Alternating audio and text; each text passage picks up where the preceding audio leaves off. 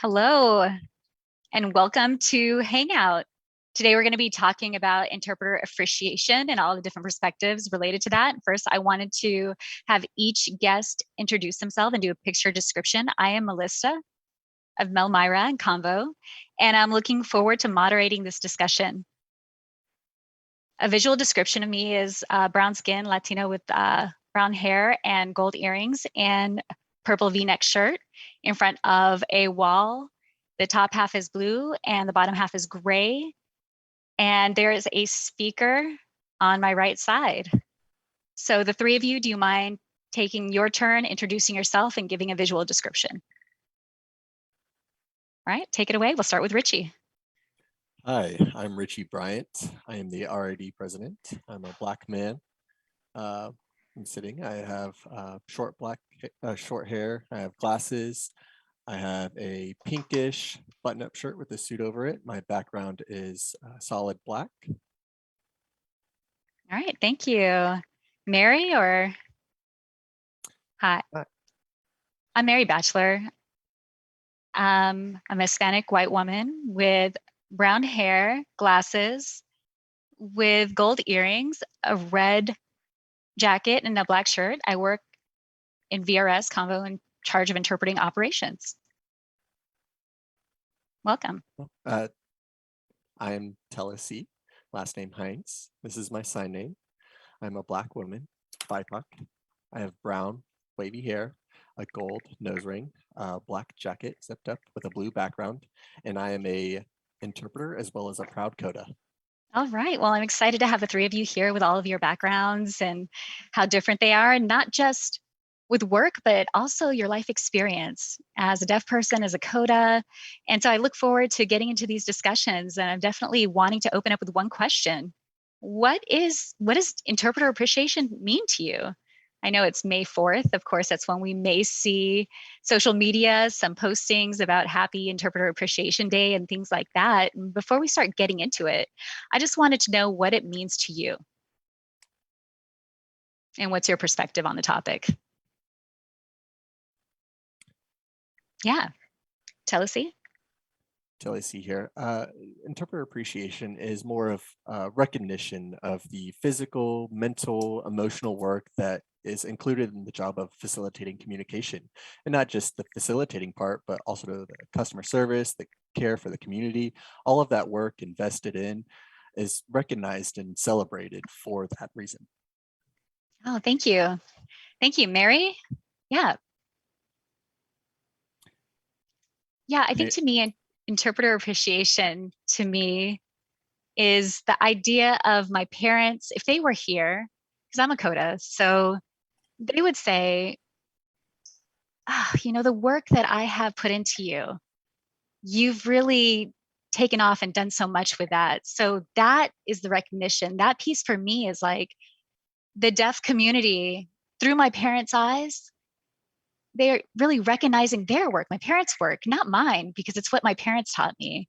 So it's not really recognizing me, it's recognizing my parents' work that's within me. Oh, that's heartfelt. That's a beautiful way of putting it, Melissa. And Ritchie here. Interpreter appreciation, what that means to me is the recognition and journey of every interpreter in their fields. For example, interpreters who interpret in church settings, educational interpreter, mentors, and several more. There's a whole range of different interpreters and different paths for everyone, and how they got to that point and where they are able to provide communication access to facilitate in the community, where we are able to recognize and appreciate their hard work and effort to bridge that communication, and so that the community is able to achieve the objective. Yes, no doubt that the task of interpreting, it's not an easy one.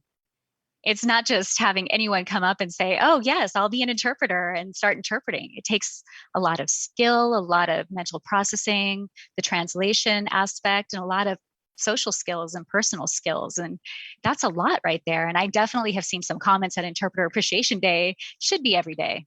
And we really should appreciate interpreters year round. But May 4th today, of course, is National Interpreter Appreciation Day, and the community does have some differing views on the topic. Some people feel that absolutely we should celebrate today as a recognized day, and some other perspectives are that no, we should not. We shouldn't celebrate it as a recognized day. So I wanted to get your thoughts on why there's so many different perspectives out there in the community.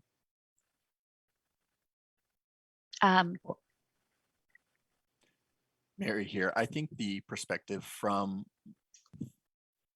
the deaf person's point of view is that you're part of my world and that I'm able to have access to the hearing world with their services. But really, in some, deaf people's views, it's their job. So why do I need to commend you? You get paid for that. So that's one end of the view. And the other end is, while that being true, we're put into that situation where without deaf people, would we have interpreters? No. But if you don't have a doctor, you wouldn't have patients. So it's the same idea here. And so in that way, I think there is a conflict, and it has to do more with the hearing world and not the interpreters. Because if the hearing people knew how to sign, then we wouldn't need interpreters. And so I think that most deaf people struggle with seeing that hearing people can't communicate with deaf, and so they have no other choice but to have an interpreter inserted into the conversation. And that's where I see the conflict there. And I understand that. Yeah, you're definitely right about deaf people having differing feelings about this inside, and it's definitely a layered topic. I think part of that is our frustrations with hearing people that don't sign. That's a given. And I also saw that you both wanted to raise your hands, Ritchie and Talasi. Do you want to share your thoughts? Talasi, Ritchie Bryant, you can go ahead. For us as deaf interpreters, we're often viewing this as part of our job. We've committed and invested on a job well done. So the appreciation piece, the recognition, the thank you, if I'm getting that when the job is complete, really that piece is done when someone's satisfied. You don't have to make a big to-do or anything else that we have to and should be appreciated. But at the same time, so often we're going through so many things in our jobs and our lives, we take interpreting for granted. And we need to have a special day where we can stop and pause and think and reflect on how far our profession has gone. We have gone through so many changes in this profession, and it's really amazing. And it's because of that influence of communication access that we interpreters are everywhere, in social media and on TV, that we're everywhere, and it's in all areas. But it's important not to minimize the deaf contribution to the visibility of the interpreting profession as well. Right. Let's see here, right? There's two different hats you're wearing. You're an interpreter and RID president, and you use interpreters too. And so I can see that you have multiple different perspectives on this. Talasi, do you have any thoughts on this? Talasi, yes, I feel like it's hard not to recognize that struggle internally, with that other layer, that burden onto the deaf person to have the hassle of reaching out and getting an interpreter. So educating the hearing person, I agree with Mary, is important. And it's nice to have that appreciation spotlight on the interpreter, but we're not here without our deaf community. And we should have the spotlight on the deaf community and spread access and the importance of having an interpreter there. So that way, automatically, the hearing person, the hearing culture will take care of that instead of burdening the deaf community. So I'm looking forward to the day that we have that and spotlight the deaf community. And we do need to commend the interpreters and recognize that, that some deaf people don't get access to interpreters. So there's multiple layers that we don't have a spotlight on. So I think it'd be more beneficial to have a range of the positive and negative impacts. Yeah, I definitely have seen that before. There's been a lot of comments out there saying, why don't interpreters, they wouldn't have a job if it wasn't for deaf people. And we have Interpreter Appreciation Day, but there's no Deaf Appreciation Day out there. And so I know, right? Deaf And so they Awareness have Day or something, right? Yeah. Yes, they have Deaf Awareness Day, right? Which is more about deaf people and educating the community about deaf people. But there's not a time to really just applaud and say, yes, thank you for the deaf community who are here. And so there's, having Interpreter Appreciation Day come up is one thing. But I mean, I feel like all three of you can see both sides. Am I right in saying that? So we know that interpreters do deserve this and we can appreciate them. Mhm. But then the other perspective is, understanding why deaf people feel a certain way about this. It's just, there's no right answer to this. And that's why I'm really appreciative to have this open dialogue. And Mary, did you want to say something? Mary here. Yes, I also wanted to say is that I can understand that perspective. And myself, growing up while I was 4 or 5 years old, I had multiple deaf people in my family, and I was always put into a situation where I was interpreting and not only signing ASL but also Spanish as well.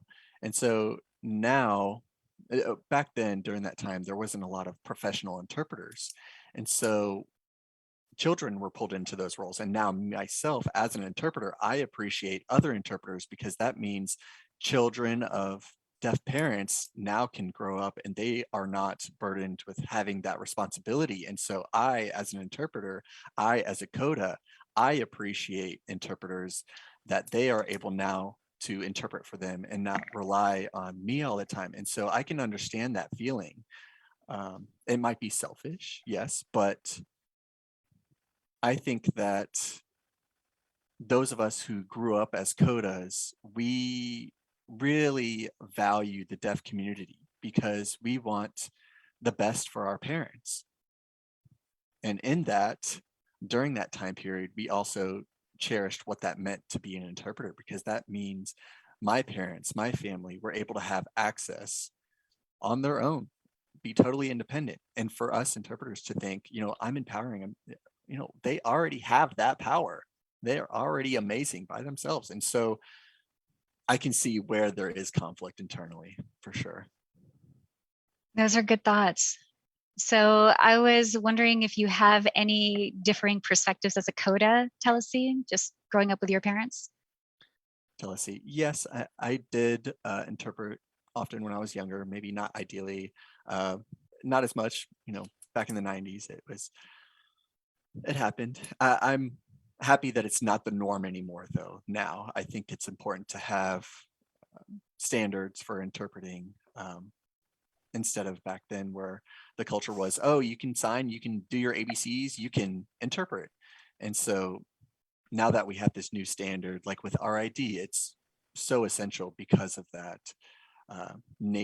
nationally recognized standard to be in place so that people can take advantage of Yes. our profession and community. Yes. Yes. I will say that working for Convo, working for them for a while has given me so much more appreciation for interpreters and what they do and what they go through. I know before I've always valued interpreters, but now I really try to make more of a conscious effort to say, you know what, thank you, and reach out right away, right there on the spot. And I say, thank you. It's even though interpreters earn money, it still is this communication that's being facilitated. And often they feel who they are has to be pushed to the side and it's not even there. And that's not always easy. Yeah, Ritchie. Ritchie Bryant here, right? If we really look and see how the mind of an interpreter works, it's amazing. They have to think into another language and sign, and there's so many components and layers and what that means, and then figure out how to deliver it in the community's language. And that piece in itself, there's multiple parts to it. And so recognizing when an interpreter goes into the interpreting training program, a high percentage of our interpreters aren't CODAs. They don't have deaf parents. And so whenever they start in the program, they take sign language classes. Once they understand sign language, it takes about 2 years of college to get through that.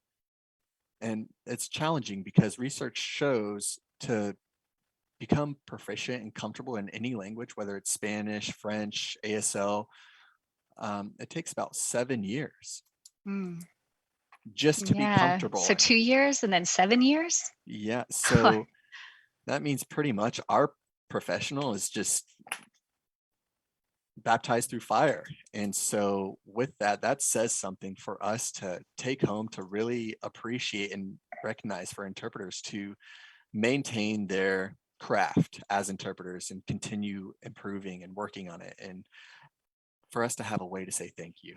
Yes, interpreters are definitely more than just a paycheck. And yeah, that's something that I've always stressed. I used to teach ASL on the side, and some of the students wanted to be interpreters, and I'd always advise them. I'd say, get involved in the community, have an authentic investment in the community. Don't just go there so you can clock in, earn your money, and go. It's not going to make you a good interpreter. The deaf community can spot that out in a heartbeat. We just know. So, yeah. Yeah, let me ask you another question. Oh, Mary, go ahead. Mary here. And to add to Ritchie Bryant's comment, sometimes we don't realize that if, let's say, I mean, I'm speaking for myself here, but me with ASL as my first language, of course, my parents signed to me, but my first spoken language is Spanish, and signing Spanish. And so English is my fourth language. And so whenever I'm interpreting and I'm listening, I'm coming from my fourth language all the way to my first language. And sometimes I think that I know this better in Spanish, how to translate it that way. And so I get stuck in my gears. And so I can't interpret it fast enough. And I'm like, I know how to say this, but I know how to say it better in Spanish, but I need to translate it to English. And so the work of really going through that process mentally is not easy. And that's just interpreting, and then you add in the layer of different settings, whether it's medical, mental health, mechanics, auto mechanic. And for me, I don't know anything about mechanics or cars. I go to the car shop and drop it off. But when I have to interpret it, it's like, oh, that's where my father's like, you've got to learn all these signs for all these components. And I'm like, oh, yes, yes, yes, absolutely.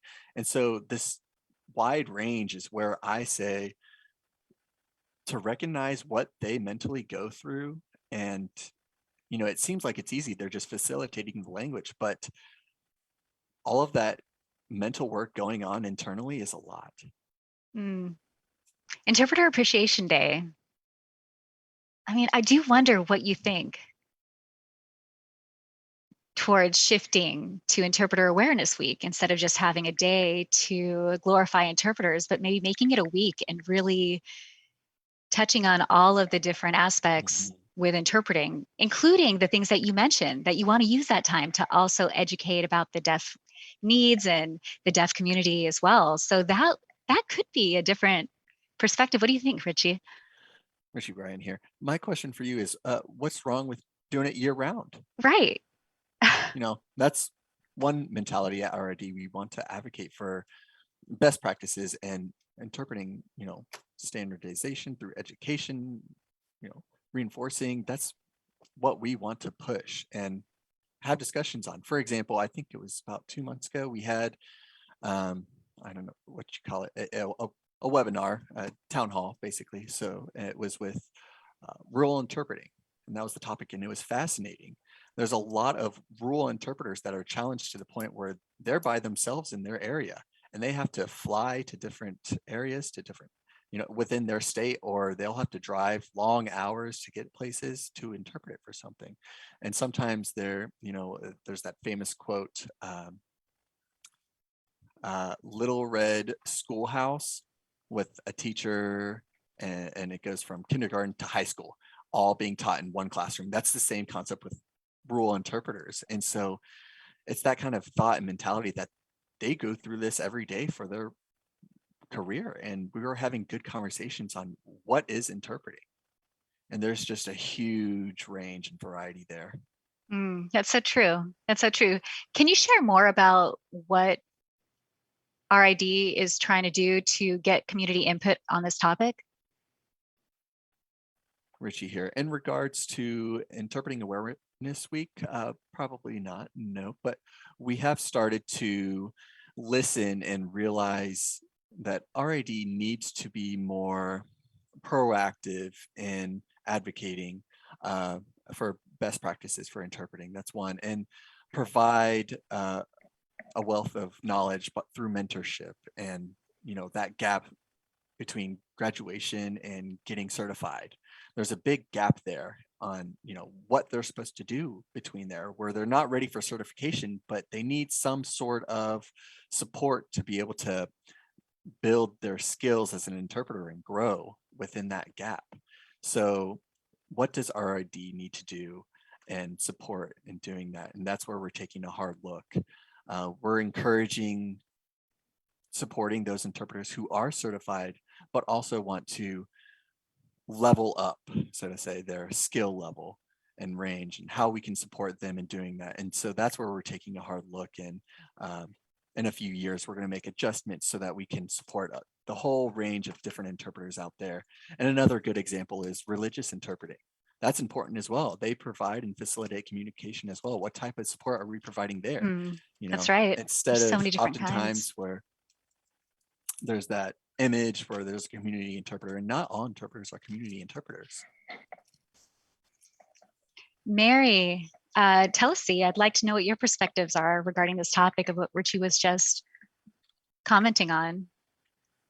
This is Talasi. I just wanted to say that there's definitely diversity. I haven't been through an ITP, and I have a lot of respect for those who have gone through an interpreter training program. There's nothing negative against it at all, but I feel like it's so limited with their interpreting style and the deaf consumers who are involved in this program to help them with their receptive skills. They're a small number of them to help them become a good interpreter. I feel like ITPs need more diversity in their teaching. There needs to be opportunities for mentorship within their internship, technical skills, not just educational and medical, but so many more, mental health, auto mechanic. And I think that there should be a stronger foundation that starts there. I think that's essential. Absolutely. Mary here.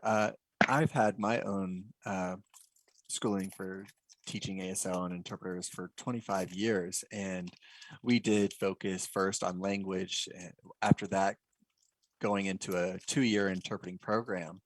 And we did touch on all of the settings, the whole range, whether it be deafblind, oral, mental health, medical, educational, legal, and how we would limit legal to let them know that, in legal, we briefly go into that because that's such a heavy setting that you can't just think it's easy peasy and go in there. Just like with medical as well, anything in regards to life and death, you have to be extremely careful. It's not a light topic. And I think you're right, Talasi, that it's really important to be able to be exposed to the range of different settings. And that's one thing that I have to say, that when we have VRS interpreters, that VRS interpreter is working in all of those different settings. Once you pop up a screen, it could be mental health, it could be medical, it could be mechanical, it could be religious, it could be legal, all these different settings. And that is mentally exhausting because sometimes we are proficient in it and sometimes we're not. And so we don't have that luxury to say, oh, hey, this job, I'm not good with that, I'm going to turn that down. No, in VRS, you have to take accept it. all of the calls. And so when you ask me, when we recognize interpreters, if you really understood what they really go through, especially in VRS, you would notice and really take a moment to see what mental gymnasts they are and what they go through. It's incredible. But I also want to say that for me, it's more of giving back to the deaf community. It's more of, that's my community. I want to still be partnered. And some CODAs, their parents are gone. And so when the screen pops up and you're interpreting, you feel inspired. You feel like that's my life. You feel that bond. You really feel that. So it's not just a job. It's really giving back to our heritage. You have that connection. Yeah. Wow. Yeah, that's very meaningful. Whenever you grow up in the deaf community like that and you have that deep connection. Yeah. This is Talasi. I also want to say mainly in VRS, but in other domains, you have vicarious trauma that comes with that. And you just internally have to deal with that. It's hard to let go when you see all of these things happen. And I think it's important to recognize that interpreters do have trauma. And also the deaf community has a lot of trauma. And we have to go through it together. Yes, It's not just, definitely. they have to go through it and then the Mhm. other side has to go through it. It's a lot of overlap to tie it together. Melissa. Ritchie Bryant, I wanted to ask you a little bit more about a deaf interpreter's perspective on this. I would love to have you expand on that. Yeah, being a deaf interpreter is really a new, unique position because we provide a service for the deaf consumer and we're receiving services. Both. Really, we've experienced both of those perspectives and it's in us. And there's one thing that's so unique about being a deaf interpreter is that we often live in the community. Right. We see the community every day. We're interacting with the community every day. It's not like we could just clock in and out after an 8-hour shift. We are living in that community that we're working with. This is my life 24/7. And so how we perceive interpreting is, yeah, we could take it there, how we perceive our interpreting role, but our work and our lives are really similar because as a deaf interpreter, what we do is really what informed by what we see in the community. And that's what we bring to our work every day. So that's what makes our profession as a deaf interpreter so unique. Melissa, right. You provide and receive the same service. And so it's twofold there. Wow. Yeah. There's a lot of layers to this. And I think that at the end of the day, we're all definitely in agreement that we have to value and appreciate our interpreters. That's an absolute, a given. There's no discussion on whether they should be interpreters. That's an absolute for sure. Do you mind if I ask all of you, as interpreters, all three of you, what's something that makes you feel appreciated daily, on any job? What allows you to feel a little heartfelt and appreciated? Uh,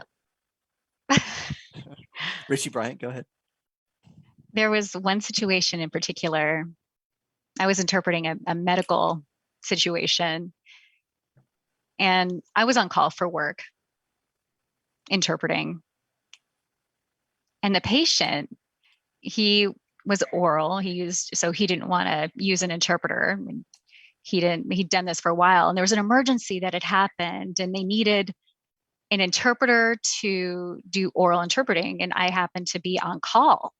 So I said, okay, all right. They called me and I haven't been trained in that type of interpreting, but I've grown up in the community and I've been through so much and I've decided this is where my experience can come in. So I said, I'm not trained, but I'm going to go ahead. And so he seemed to follow me and I was going through everything and his responses seemed to fit what the situation was. And when we were done with that, the next day, the patient passed.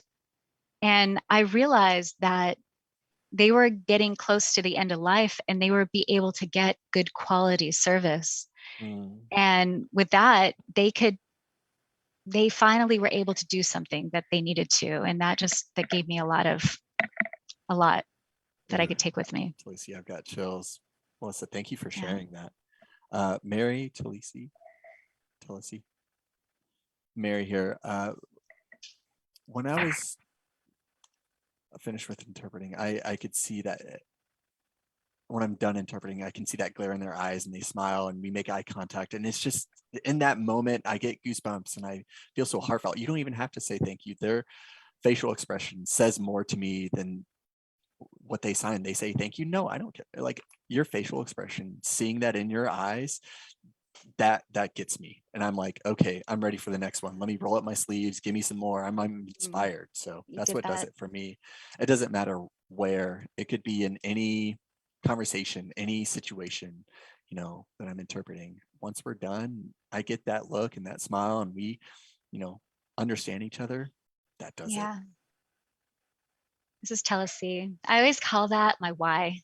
It's my why behind me becoming an interpreter. And it's just that eye, it's just the look that they give you. It's the same as what Mary just said. And I understand the history of all that happened, and they understand me. If I were able to just tell them something that's just, they understand me, right? They can be themselves, and they're relaxed. They can be authentically them. And that, for me, when they can do that, that just makes me happy. That's the job well done. It's a lot, just laughing, for them to be involved, dancing, or just being fully involved without being invasive, but just collaborative and just being there. And that's what makes me feel good. Melissa here. I've noticed a similarity in all of your responses. You've shared something that comes internally. It's a feeling of feeling fulfilled and like heartfelt, and you look at each other It's a and vibe. have that Yeah. connection and understanding of, and knowing that you're appreciated. And that's something we really want to stay true to. Yeah. So, I mean, time is wrapped up, and this conversation could go on and on. We could continue discussing, and I just really want to thank the three of you for opening up your personal experiences as interpreters and as community members with this point of view. And hopefully people watching will keep this in the back of their mind and digest it and have more conversations to come in the community. Thank you all. Thank you for the opportunity. Thank you.